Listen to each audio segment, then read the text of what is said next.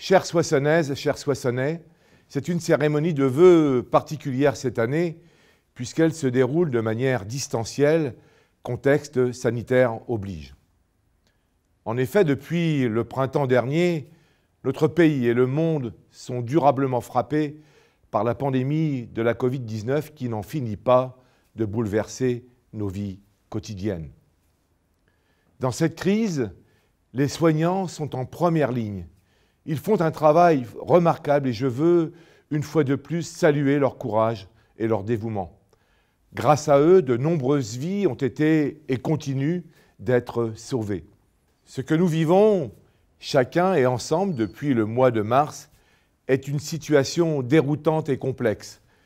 C'est une situation qui nous oblige à adopter de nouveaux gestes, une nouvelle manière de vivre, accepter l'incertitude, l'imprévisibilité et le doute que provoque ce virus dont nous ne savons pas tout et qui interroge sur le modèle de société que nous voulons demain. Les restrictions que nous connaissons sont dures et peuvent paraître parfois brutales. Elles doivent être expliquées car elles sont nécessaires pour nous protéger collectivement et nous permettre de retrouver rapidement une vie normale. Un mot est au cœur de notre action collective depuis le mois de mars dernier, celui de solidarité. Solidarité vis-à-vis des soignants, en évitant évidemment de tomber malade et pour cela en respectant les consignes sanitaires. Solidarité vis-à-vis des plus vulnérables, en étant présent auprès de celles et ceux qui en ont le plus besoin. Les personnes âgées, les personnes isolées, les personnes en situation de handicap. Et je veux à ce stade chaleureusement remercier les bénévoles qui ont travaillé d'arrache-pied pour confectionner les masques mis à la disposition de tous les Soissonnais. Solidarité enfin vis-à-vis des acteurs économiques. Les entreprises, les commerces de proximité et les artisans ont souffert et pour certains souffrent encore. Nous les accompagnons de manière inédite à travers plusieurs dispositifs financiers et techniques. Je n'ignore pas que si la Covid a créé de nouvelles solidarités à pérenniser, elle amplifie aussi les inégalités sociales, numériques et économiques, notamment vis-à-vis de ceux qui étaient déjà fragilisés, et je pense particulièrement aux jeunes et aux personnes depuis longtemps éloignées de l'emploi.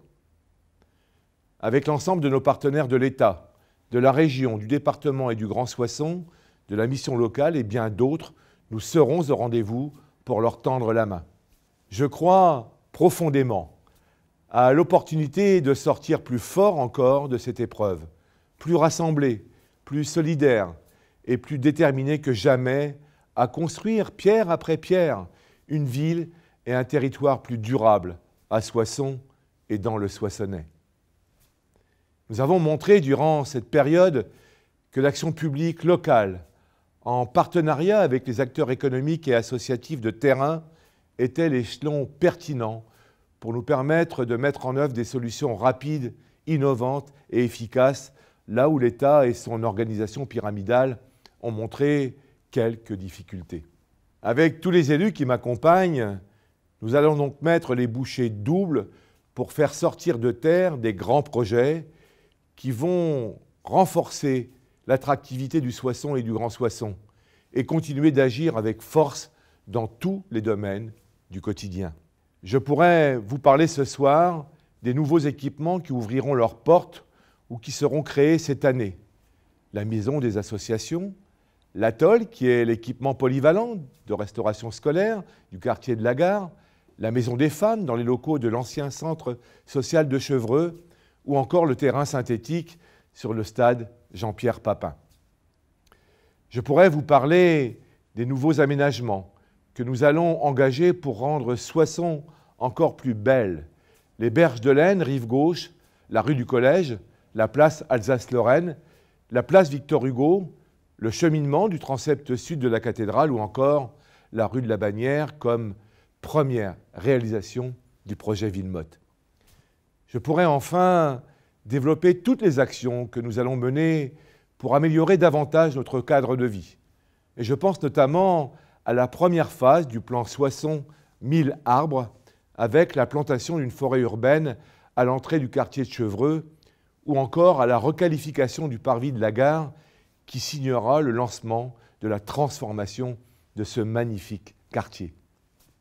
Bien d'autres sujets vont nous occuper en cette année 2021, que ce soit en matière de culture, de sport, d'éducation, de solidarité ou encore de citoyenneté. Et je pense notamment au premier budget participatif qui est lancé depuis le 4 janvier. Ce sont des actions et des projets dont nous aurons l'occasion de reparler plus en détail dans les semaines et les mois qui viennent.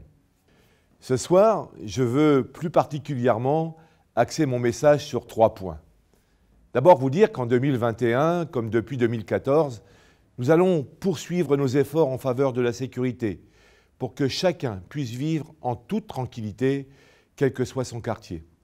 La police municipale va poursuivre sa montée en puissance. Nous allons recruter de nouveaux policiers municipaux pour davantage de présence sur le terrain la nuit et le week-end. Nous allons déployer une quarantaine de caméras supplémentaires dans chaque quartier et le centre de supervision urbain ouvrira ses portes à la rentrée de septembre. Il permettra d'exploiter en direct les images filmées par les caméras de la ville et ainsi d'être plus réactifs encore. Ensuite, je veux vous dire que les nouvelles mobilités seront au cœur de notre agenda 2021. Les voies cyclables créées pendant le premier confinement ont été pérennisées et de nouveaux tronçons vont être matérialisés prochainement. Au printemps, grâce à un partenariat avec le CITUS, un système de location de vélos électriques en libre service financé par Grand Soissons Agglomération va voir le jour. Bien sûr, l'aide financière à l'acquisition de vélos se poursuit avec pour finalité, vous l'avez compris, inciter le plus grand nombre d'entre nous, à pratiquer l'usage du vélo en ville. Enfin, cette crise sanitaire a profondément changé notre manière de consommer. La ville de Soissons et Grand Soissons Agglomération accompagnent les commerçants et artisans à prendre le virage du numérique. Des dispositifs sont mis en place pour leur permettre d'ouvrir une deuxième boutique, numérique celle-là, parce que désormais, beaucoup d'achats se font sur Internet. Des commerces dynamiques, c'est un atout supplémentaire pour une ville et un territoire où il fait bon vivre. Ils sont aussi des lieux de lien social. Et nous avons collectivement une responsabilité pour assurer leur survie, consommer local, physiquement et numériquement. Vous l'aurez compris, en 2021, en dépit du contexte sanitaire, nous allons poursuivre la feuille de route pour laquelle vous nous avez fait confiance en mars dernier. Agir vite, agir fort, agir dans tous les domaines à la fois, c'est l'équation qui permet à Soissons de se transformer depuis bientôt 7 ans. Et c'est celle que nous continuons de mettre en œuvre. Agir, voilà mon message à l'aube de cette nouvelle année.